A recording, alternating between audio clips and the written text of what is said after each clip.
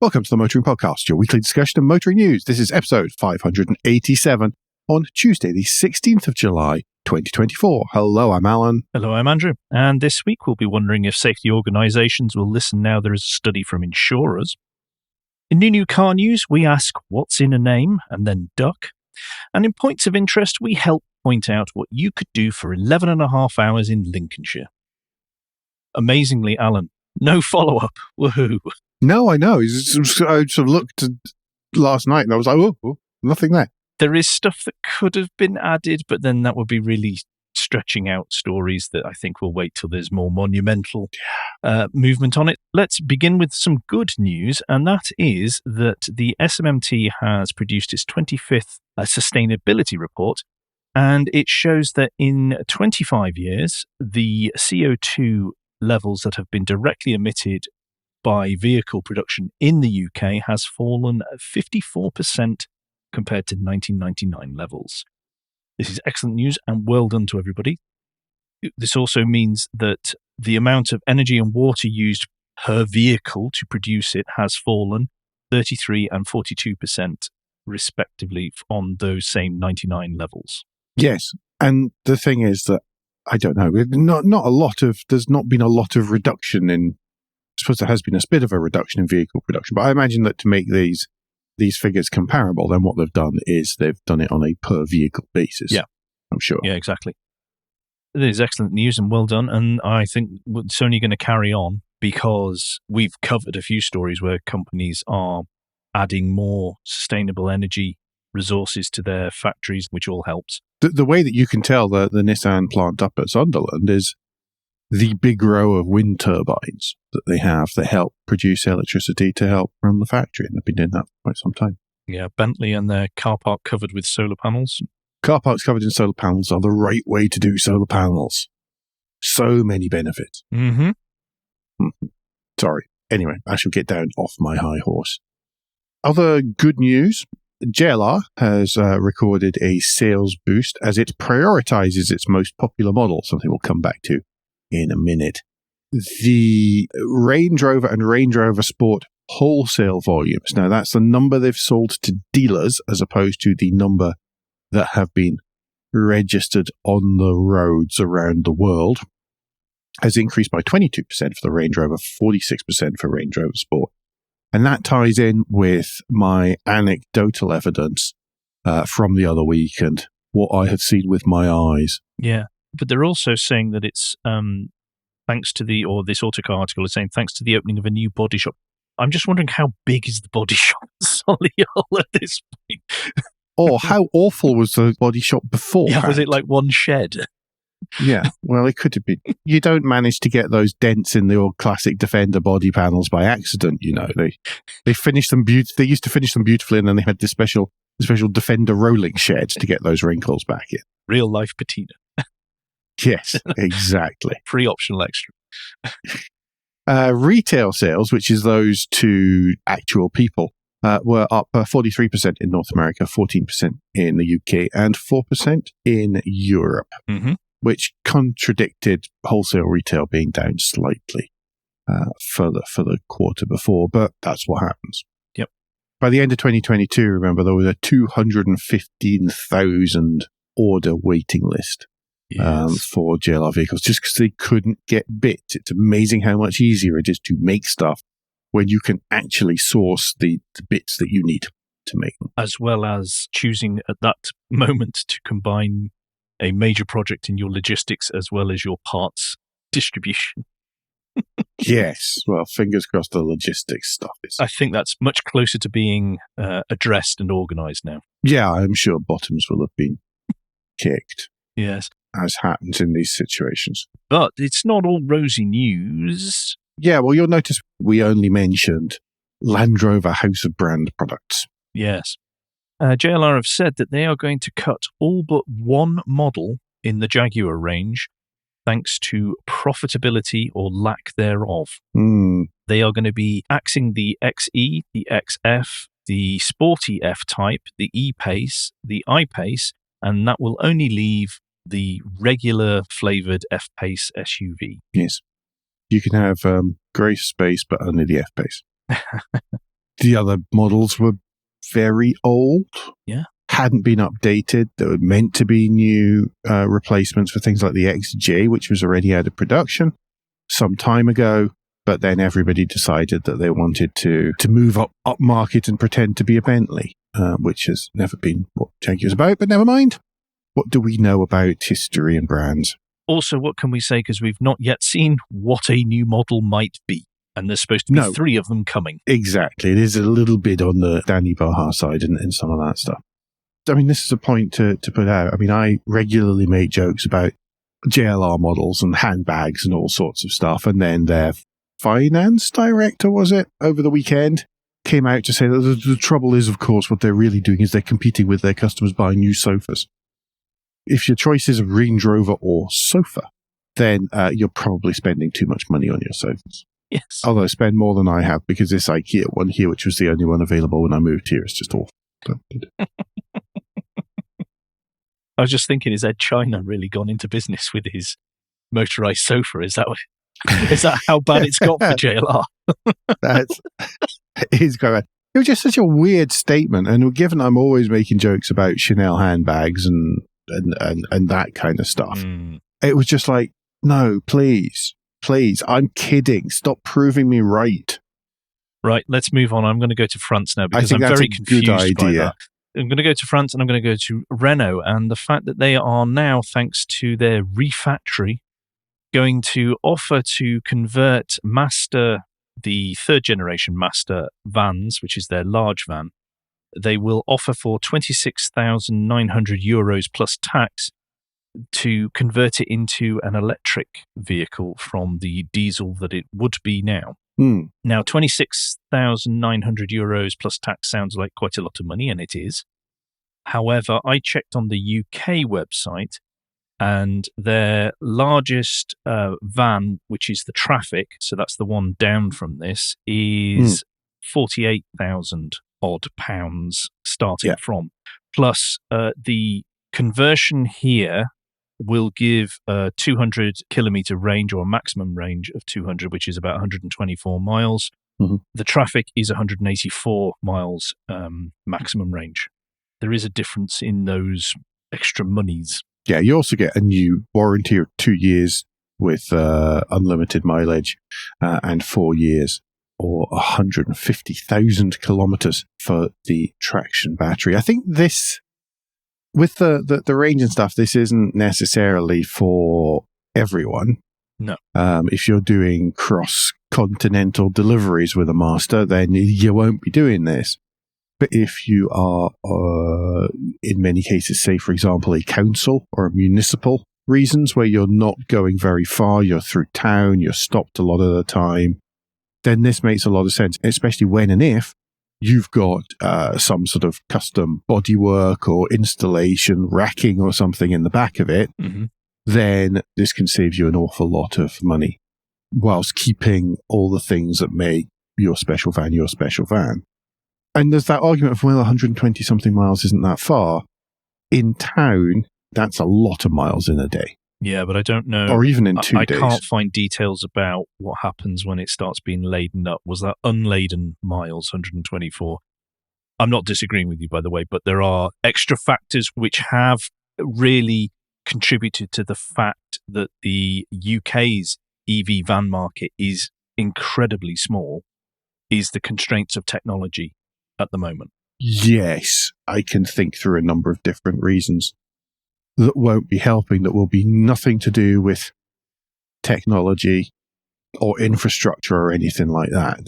I would imagine that outside of fleets, there is a lot of inertia around moving to EV vans. Well, money is the prime. That's a primary one. The next one is just to an extent that either it's not suitable for it's not suitable for the distances being driven, but also that people will be taking their time to get their head around it and make sure. Yeah. Or something like that. But I like that this is being offered. Yep. If they can find the right customers, this is an excellent product for them. They will absolutely find the right customers, and those right customers will be fleets. They will be probably municipal fleets to start off with, and then those vehicles will filter out of the municipal fleets into the general medium to lower end of the van market. Well, do you want to move us just slightly north of France? Where, to Brussels? Yes. Volkswagen are saying that they may close their factory on the outskirts of Brussels as low EV demand hits Audi. That's interesting wording, that. It is. Low demand is generally hitting Audi. I think that that's a fair statement to make. It is not... It is not saying all EV demand is low. No, Audi is not in a lot of demand generally. The model's been around a while. There's not been that much of an update to anything Audi, really, for a bit. We have to remember they have been hit by delay after delay because of CARIAD as well. Yeah. They should have had new models by now, and this is becoming an older car. Yeah, the Brussels plant makes some of the bigger electric models. So the Q8 Sportback e-tron, which is a niche inside a niche inside a niche, really, is not selling. They used to make A3s there, but obviously they don't anymore. I used to see those, or Q3s, which I used to see from the train as you go past. If you're on the Eurostar or any of the trains into Brussels from the south, then you actually go past the factory. It's on the left-hand side when you're heading north. Yes, demand has dipped. As well as that, they're saying that the factory they're made in on the outskirts of Brussels is old and constrained in its logistics, which is kind of true because it's trapped between stuff nowadays. They are considering closing it. Mm. That would mean that there is an available electric car factory. And just at a time when, goodness me, a lot of Chinese brands are looking for available electric car factories in Europe. It's something that they could sell off, I guess, and they could realize back some money as a result of that. That might be useful because the Reuters article that will be linked in the show notes, as you go down into the lower edges of this, does point out that things like Volkswagen's first quarter operating profits were down by 20%. This Brussels plant has already been closed for 2 weeks because of component shortages back in February. Well, they also go on to say that to find an alternative use for it or close it would have an impact, this is according to Volkswagen, would have an impact totaling up to 2.6 billion euros in the 2024 financial year, which has then had a knock-on effect to the shares and to the parent company, Porsche SE, where they have lowered their earning forecast by 2 billion euros, which is hardly something to sniff at. Yeah. This is a massive problem, especially, what was it 2 weeks ago we were talking about the investment in Rivian? Yeah, of about 2 billion euros. I just feel there's a lot of conflicting messages coming out of Volkswagen Group and associated companies at the moment. Yeah, I think there's a sort of money going from one corner to go to the other corner to go to the next one. And for a long time, we've wondered, well, where does all the money come from Volkswagen to be able to pay for fines and lawyers' fees and development and Rivian investments and all that kind of thing? And you do wonder just how much it's sort of wandering around in circles but never quite existing. Yeah, absolutely. I'm beginning to be very suspicious. That's just purely on the stuff that we read and the stuff we talk about every week. It's sort of, after a while, you just think, that's a lot. We talked about a lot of money last week. We talked about a lot of money the week before, and we talked about a lot of money 2 weeks before that. We've done it for nearly 9 years. We've talked about a lot of money. A lot of money going around. And, Volkswagen has a lot of money, but... It's not endless. No. But just getting back to the Brussels side of things, the factory builds around 50,000 cars a year, or that's what its peak is. And it also employs about 3,000 people. So there are, real world consequences to the decision that VW make, or the VW group make for Audi. And again, as ever, we hope that it's managed well and that the people who, if it does impact the staff and people lose jobs, that they are helped quickly and efficiently to find new employment. The last time Volkswagen closed a production plant was in Pennsylvania about 40 years ago, 1988. Andrew, one of your favorite topics. Yes. Partial automation. This isn't me saying this now. This is the U.S. Insurance Institute for Highway Safety and the Highway Loss Data Institute i.e. the insurance industry of the US, saying, after doing research into collision avoidance technology and partial automation, they say, everything we're seeing tells us that partial automation is a convenience feature like power windows or heated seats rather than a safety technology, as quoted by the President David Harkey. Can I just give a quick counter opinion to whatever you're going to say next? And I think many of us can predict what you're going to say next, which is that the insurance industry could just be saying that because it's a way to not have to bring down premiums or to not have to pay out if it is in use. And that it could be purely for the benefit of the US insurance industry because it is the US insurance industry, not noted for its ethics. True, that could be the case, but they do go on to say that crash avoidance features and technology does work. They explicitly say automatic emergency braking has brought stuff down. I need to sit them in my car when I drive along and they can see how it goes off. You're just so special about that. They say blind spot warning, which is the only one that I have never had a problem with. They say blind spot warning works, and that they say that lane departure prevention only come into play when there is a potential danger. I.e., they're talking about their operational domain. And this is stuff we've talked about when we've discussed whether it is collision avoidance tech or whether it is partial automation. Because they explicitly go on to say how the adaptive cruise control stuff, so that will be your now it will be in this country and Europe, intelligent cruise control. They say that does absolutely nothing to reduce. No, it just makes driving more relaxing. Yeah, it is purely a convenience, nice but way. also, and we will link to this in the show notes, there is an article from Tech Radar. There is yet more studies gone into this sort of tech that shows how we get skill atrophy when we are exposed to these partially automated systems because we think, oh, it's worked this once, it'll work again and again and again. And you lose the skill set that you had. It's like muscles begin to fade. Yes. That's definitely an issue with Tesla drivers.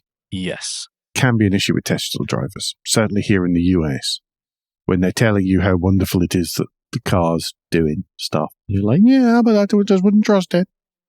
Please don't trust it. Yeah, please don't. We'll link to both what the IIHS have to say, as well as the Tech Radar article, because they're both incredibly interesting. And I hope, I say this all the time, I know this, and I'm sorry to bore everyone about it, but I really hope that the safety organizations, advocates and legislators in the UK and Europe really start being open to listening to this about this stuff. The tech could help us. The technology could be there to support and help the driver in moments of need. We just need to get it right. And at the moment, it's not right. Now we know that's not going to happen. I can live in hope, Alan. Okay. I'm not feeling very, very positive outlooky today. I've been subject to too much American political news coverage. Yes, I would imagine over the last few days. Grim for you. Well, talking of not very positive then, do you want to take us on to the next story about how the Crims... The Crims are hitting up Hyundais and Kias. Amongst others, yes. And others. Yes. Hyundai and Kia are really getting it. If you are wondering, by the way, about why Hyundai and Kia are under the cosh so much about theft issues, and you're in Europe and you don't get it, what happened here some time ago was in the wonderful world of North American auto market decontenting to bring costs down, then what Hyundai and Kia did was on the base model, or relatively base model, Hyundai Elantra, which is the i30, generally in saloon, but the version before what we think of as the i30 in Europe. Then for the North American market, what they did was they didn't bother fitting steering locks. You know how steering locks in Europe, we've had them for decades now. You can't, whenever you go to try and turn the steering wheel and the car is locked and the ignition is off, then the steering wheel will, once it reaches a certain point, won't move anymore. Yeah, well, they didn't fit those because it didn't have to. And because that then made stuff cheaper. What that also means is it makes it really, really easy for people to steal them. If you don't have a car and you require a car for your own or for nefarious purposes, then you steal a base model Hyundai, Elantra, or the Kia equivalent. Quite a significant issue at the minute. Hyundai and Kia will give you a crook lock as a replacement to appease your insurance company. They will give you essentially a crook lock to replace the decontented item and keep your car safe. We laugh about that, but in the UK, one of the recommendations with the keyless entry and all that, where we don't have the lock thing, is you fit a wheel guard or a crook lock, isn't it? Yeah. Much as we are mocking, we're also exposed to that over here. The reason I'm telling you about that, by the way, is that actually happened to one of my colleagues. So people tried to break in and steal her base model Hyundai Elantra. She's not a car person. She described Jeremy Clarkson's. I can't remember his name, some bloke. He had something to do with cars, so you'll know who he was. But he's got this farm, and it's really good. And I'm glad I'm working with you, because then I understand what he's saying. So anyway, they tried to steal her car, but she has an aftermarket immobilizer cum remote start on it, so they couldn't. So they then stole one 200 yards down the road and used it to ram raid a gun shop in jolly old Rhode Island. So it is a serious problem for people then trying to steal your stuff and do nefarious things. Anyway, long anecdote later. In a lot more sophisticated manner, though. Yeah, there is a new challenge, and that is electronic hacking rather than just able to start it with a screwdriver. There's now a new hacking tool that looks something like a Game Boy, and that's why it's being referred to as the Game Boy hack. And what it can do is it can, if you touch the door handle of the vehicle, that will wake up the various security systems, which will then perform a handshake with the Game Boy device, which the program will then run an emulator, which then pretends to be the car key, has a discussion with the car and lets you in. And then once you're in, it lets you then be able to trigger, start, whatever.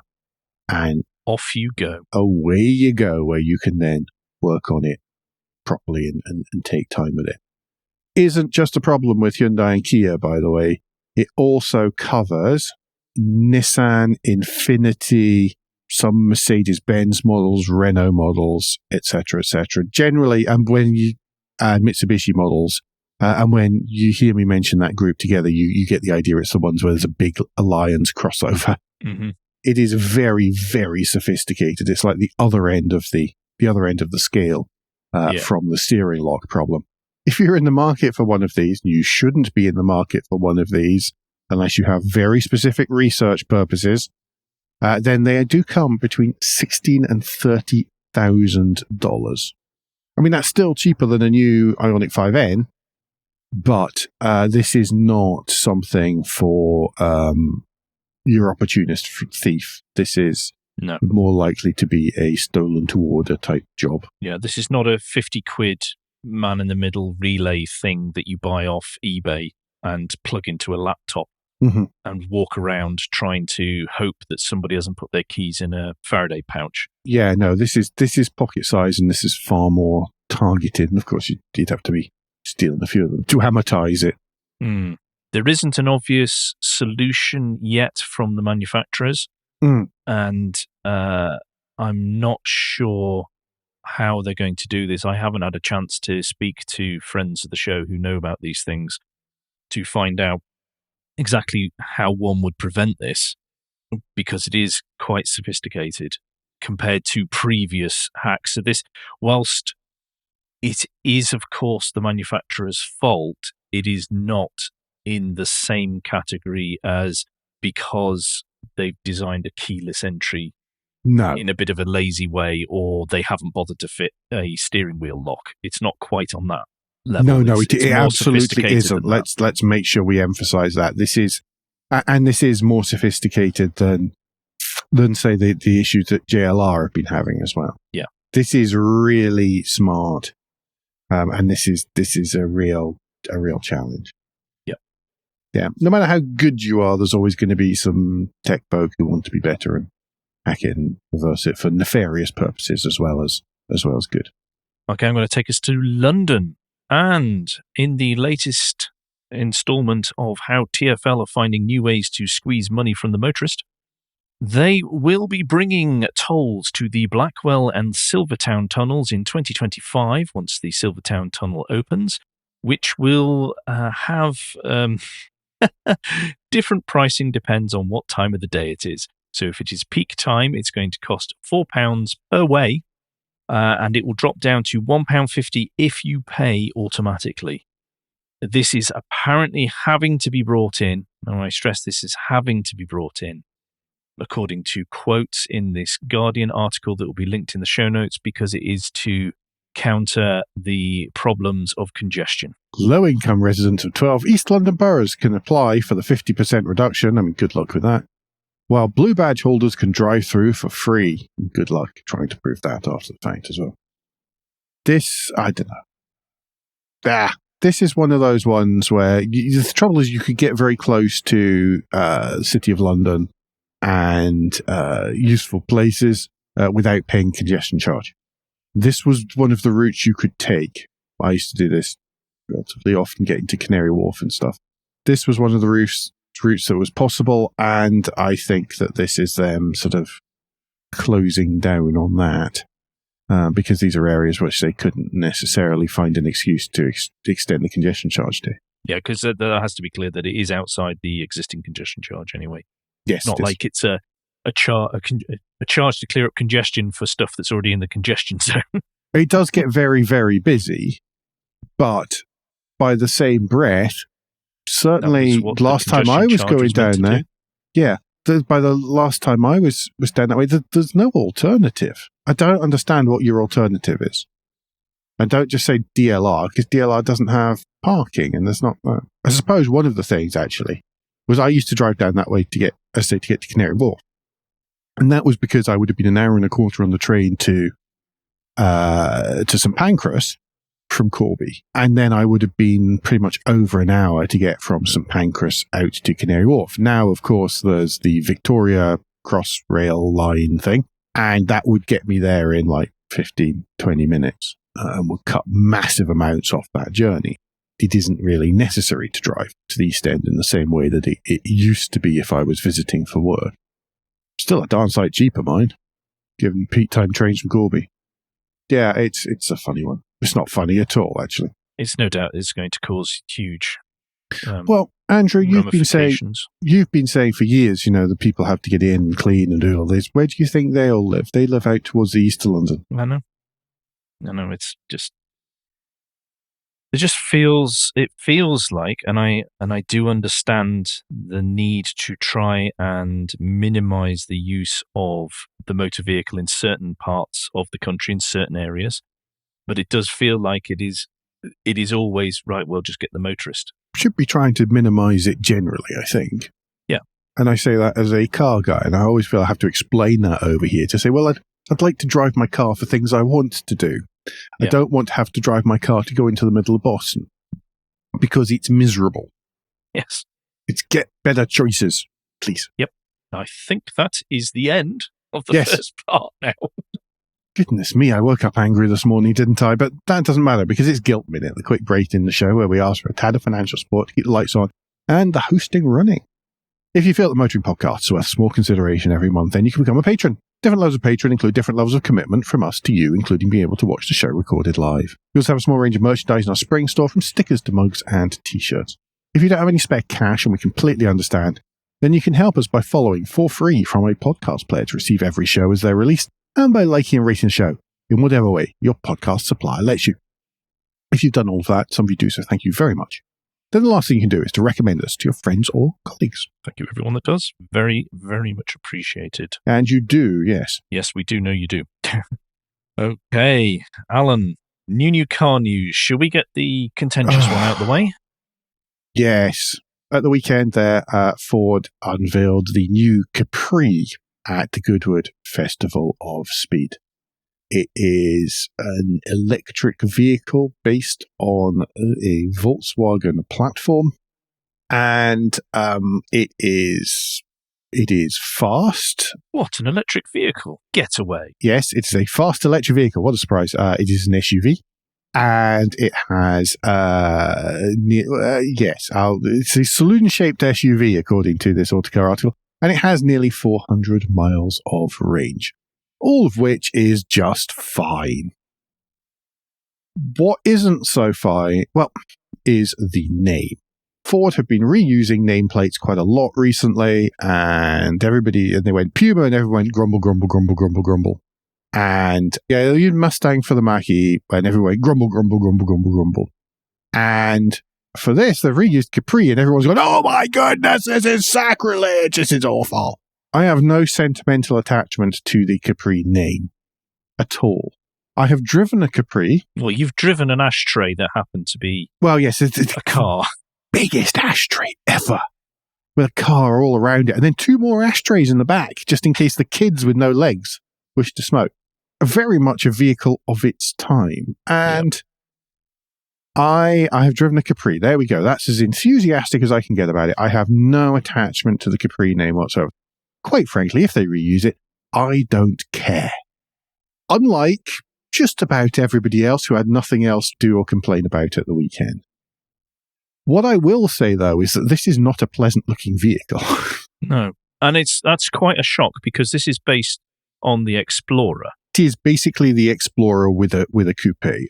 I was reading tweets by former automotive designer and design tutor Lee Walton, and he was pointing out that the doors are identical, the roof panel, I don't think the roof panel, the doors are identical, whereas all the hard points are absolutely identical. It is just purely the front clip and the rear that are different. And as I think it was Richard Alcock who said it, if they called this the Explorer Sport, nobody would be bothered at all. Everybody would go, electric SUV. Looks a lot like a Polestar from the side, and then stuck on, which is funny because it brought, because whenever I saw this, I looked at it and thought, that front looks like it was never meant to be on there. It just doesn't look right. It just looks like it's someone went, yeah, we've got that. And then someone else came along and said, no, we've got to give it a different face. So I bet it was all designed nicely. And then someone went, we've got to give it a different face because we're going to call it Capri. Then somebody had to, at the 11th hour, create that front and then add that sort of token curve into the C-pillar. Because someone said, it has to have a Capri style, some kind of reference somewhere. And I think that was all they could do with the hard points. I think the poor designers have had an awfully bad lot in this one, and that they got handed something that was almost done, and it looked like, because of like the new Explorer, which is, I think, a good-looking electric SUV that harks back to the well, there's another example of reusing a nameplate, isn't it? That the Euro Explorer is a very good-looking, probably better-looking version of the North American Ford Explorer, which we see everywhere as police cars and whatever else over here. And I think that this was an 11th hour change requested by marketing. And I think they've done what they could do. I find this very interesting because I went back and listened to the Explorer side of things, because looking at this, I was like you, I really don't like that. But I had memories. I thought, hang on, I like the Explorer. So why do I not like this? Yeah. And I went back and listened to it. And one of the interesting things that I'd forgotten about is the Explorer was heralding the fact that Ford were going to celebrate Americanism in their cars. And yet they've chosen the Capri name. Yes, it was sold in America. That I find, well, my inclination to a lot of this is they've deliberately picked the name because they know it's going to make a big fuss, and they have absolutely knocked it out the park from that point of view. Everyone talked about it all weekend. They were on radio stations that they wouldn't have been on. They have got so much advertising by calling it the Capri, and people going, where is my pitchfork? Where is my flaming torch? I need to march down and burn the witch. I have never seen such near universally bad, grumpy coverage or response to stuff. People get really crummy about stuff on a regular basis. And you can filter it, and you just look and go, have you actually stopped and thought and looked and tried to understand? And normally they haven't. They've just got an awful lot of mouth and they don't really know what they're talking about. But this was so universal in just the disgust for it. I'm still slightly amazed. So, I mean, even if the aim was what you've just stated, often stuff like Puma and things, then car people will get out their adenoids and start moaning about stuff. But the man in the street doesn't really care. I do wonder if they've overstepped it with this one. I do wonder if they've gone too far, and then everyone's got, everybody's putting their rose-tinted 1970s glasses on and pretending that the Capri was a brilliant thing. So I've oscillated between that, but then I showed Mrs. Crack Windscreen and said, this is the new Capri, and she went, that's not a Capri. And you know how little she cares for cars. She just mostly ignores us, all right? Yes, she suffers. She allows us to continue in the corner. There's an awful lot of yes dear going on, okay? Yeah. So I do wonder if the shark has been jumped on this one from that point of view, and that is actually going to hurt them. So was it intentional? Yes, they wanted people to talk about it, but I don't know if they wanted people to talk about it in the way it is. And that means that no matter how damn good this is dynamically, and Ford can do good, awesome dynamics, no matter how well this handles, no matter how well this is built, any of these things, it's going to be overshadowed by people going, that's not a Capri. And that's the issue. I guess that kind of brings us on to the next thing is, well, if it's cheap, then people might buy it. Yes. It's about 5,000 more than a Mustang Mach-E. Yeah. The thing is here, they've just called it Capri. They've not even called it Capri Mach-E and have an attractive Capri beside it or anything like they have here with the Mustang. And people here still go, that's not a Mustang, that's terror. Because Merca. Yeah, it does make Mustang. It feels like it's a misstep in a few positions, and it didn't need to be. Yeah, I feel that they've, as I say, Rich's comment about it being an Explorer Sport, it would have absolutely nailed it, and people would have gone, really like that. Go, oh yeah, because it's the Sport, that's why it costs more, no problem. And that's why it costs more, that's why it's the coupe style. I mean, it does look like they stole the side profile. They accidentally got whatever they were intending on building mixed up with the Polestar 2. Yes. But that's hardly a bad thing, because the Polestar 2 is hardly an ugly runt of a car. I think it's really good. I really like it. I don't think it's the yellow. I think that it could only look better if it were black, because that would disguise some of the front. Not only are we going to have an Autocar article linked about this, but we're going to have two threads from Twitter, one from Keith W.R. Jones and one from Graham King, who both discuss not only the vehicle, but the outcry and the reaction to it, shall we say. Now, we don't necessarily agree with everything that's said in here, but I think they make interesting points in both these threads that is worth considering. Now, maybe the dust is settled a little bit. Yeah, I mean, to be honest, unless they were to unveil a rear-wheel drive, low-slung coupe with a V6, a V6 at least engine in it, then no matter what they did with the Capri nameplate was going to be... The Capri actually ended up as a bit of a joke. That's why it was driven in Only Fools and Horses, in many comedy shows. If you wanted to show that someone was not exactly the classiest person in the world, but trying to show that they were being successful, then they bought a Capri. Well, they had a Capri. Let's take off those rose-tinted specs for a little bit and actually consider it before getting all uppity. I think it's a misstep, and I don't understand why anyone would think it would have been a good idea to reuse that one without some kind of warm-up. Yep. Right, I'm going to move us on to something way less contentious, and that is the new MG HS. Oh no, that's been contentious before as well. Let's not kid ourselves. Yeah, but not at the moment. It's not. No. Everyone's sort of got over it. The HS is the largest vehicle that MG sell, and it is going to get. It has been revamped. Is this latest generation? It's got the new front end that matches the rest of the range, but also they have tweaked the petrol and the PHEV powertrains. So now the PHEV will have a maximum electric only range of 75 miles, which is pretty good. Yeah, I think so. I think that would cover most stuff for most people. Now that the PHEVs are coming in at this sort of range, it really hammers home the this is the gateway to full-on electric, because people will see exactly how much EV only they do. Yes. So I think it's really good. I've been saying that for years and years and years. Well, and yet everybody's been complaining that it's the worst of both worlds rather than the best of both worlds. But yeah, and I think we're in agreement with this. We think it is the perfect way to get someone who is reticent or not able to go fully electric. Because remember, there are still plenty of people across the country who can't for many reasons. But even if they're just reticent, they see it, they live with it, and they experience it, and then go, "Wow, actually, this makes so much sense for me." Curious that we're covering that. I've just realised we're covering this and not the Cyberster and the Cyber GTS, which MG also unveiled at Festival of Speed. That was just a one-off for the Festival of Speed. The Cyber GTS, really? Yeah. Oh, that's a shame because it was very nice looking. I don't know if they'll now go, "Oh, we had so much positive They reports." had a lot of positive coverage. I think it looked great. I think it looked fantastic. But I didn't want to. We could have filled New Car News with one-offs. So why are we covering the next one then?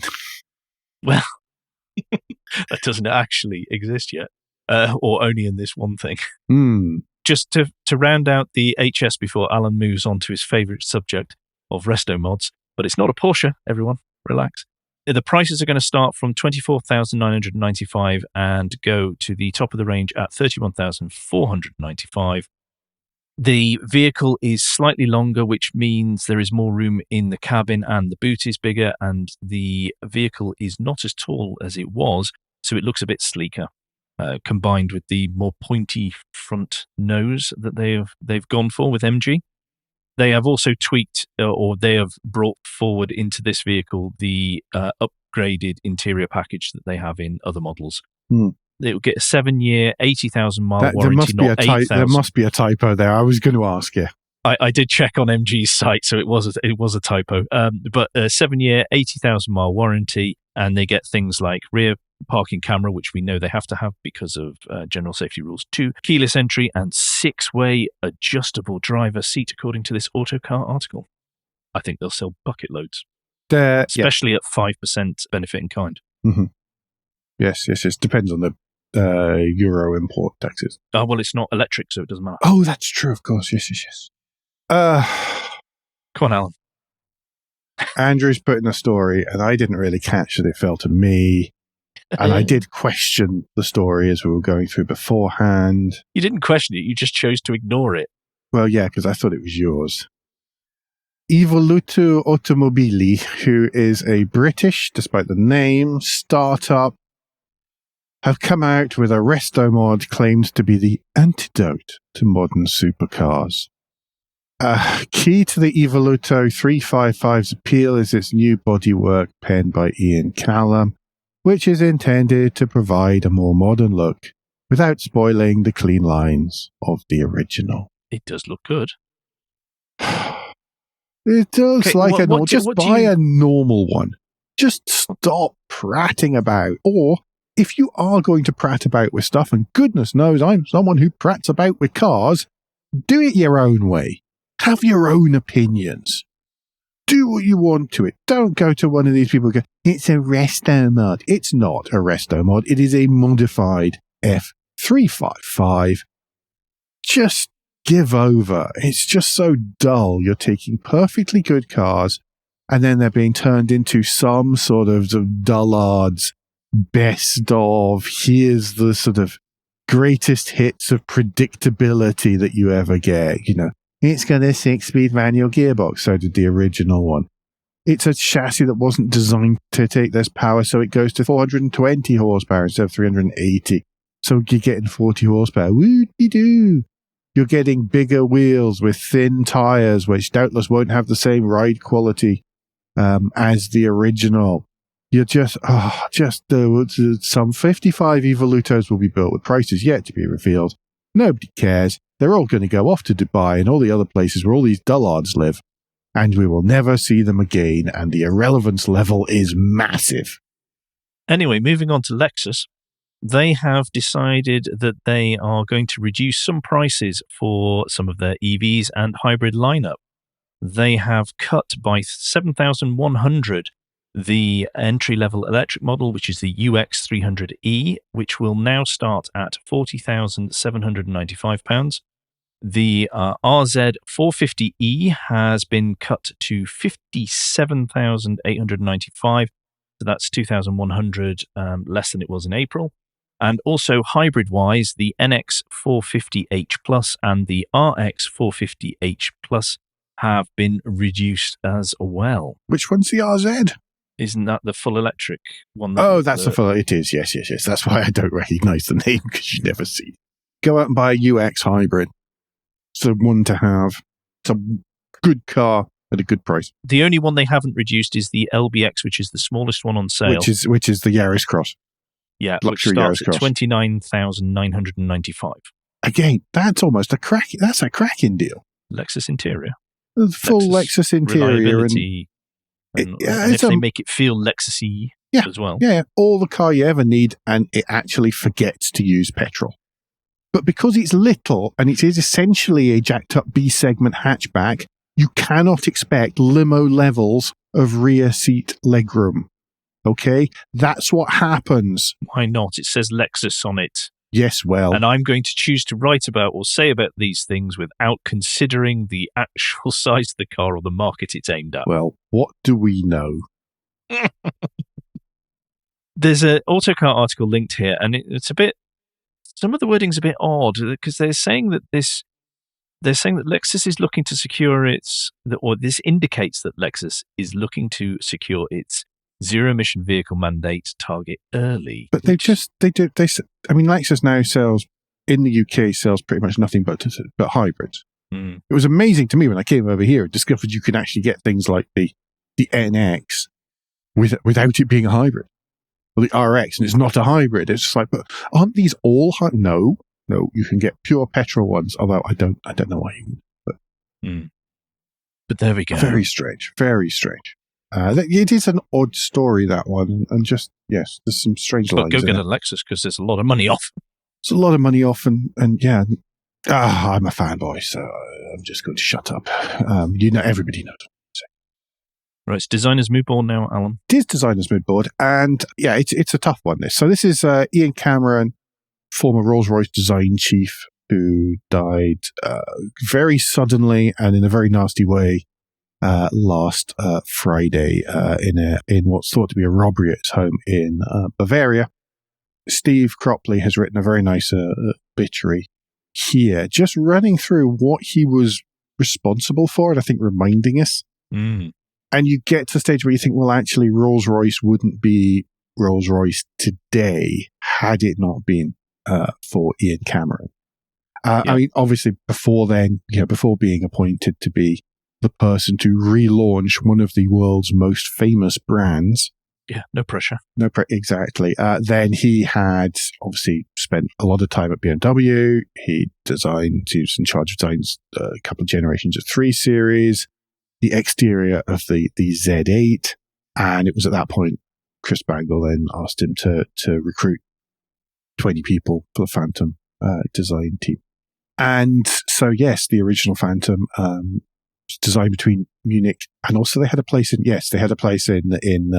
Hyde Park, basically secret studio. So they were there, and they could, if they needed inspiration or to see other cars of that style, then they could sort of wander out and go for a quick, go grab some lunch and look at what was going past and look at the kind of people who would be buying and all these kind of things.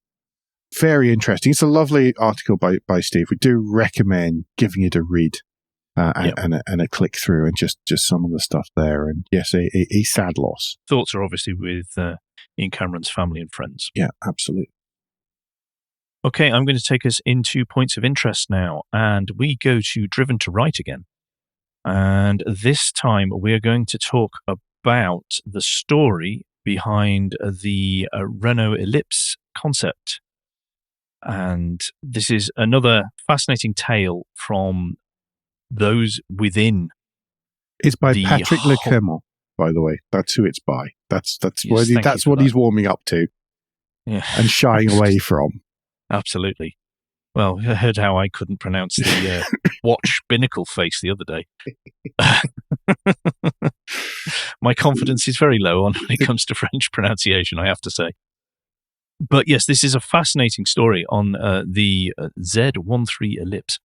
And I was saying to Alan before that I feel you look at the car there, it would work now as an electric family car. And I know he's about to shout Modus at me. I am about to shout Modus at you. But I thought the Modus was ugly as sin. I like the Modus. The concept was great, but the execution left certain amounts to be desired, particularly when you show this concept here, the actual concept of the vehicle. Well, it's nothing compared to what happened to the Velsatis, is it? I agree with you completely. If Renault were to come out with this and say, well, this is previewing our new electric car, and instead of the fancy fold down seats, it had that thicker floor for the battery pack and then everything else, it would be a real competitor for the ID Buzz. Yeah. I'm just looking at the space and the simplicity on the inside, which it's not simple, but it gives the impression of simplicity. Just screams Renault 4 or something like that, a car for the people. It's a classic Le Mans era Renault. I was going to say concept, but then no, it's a classic Le Mans era Renault. And if that, as I say, if that came to production today, people would be like, whoa. And nowadays it's pretty much possible. As I say, apart from the fancy foldy seats in the front, then you'd kind of hope that would all, much of the rest of it would actually make it to production.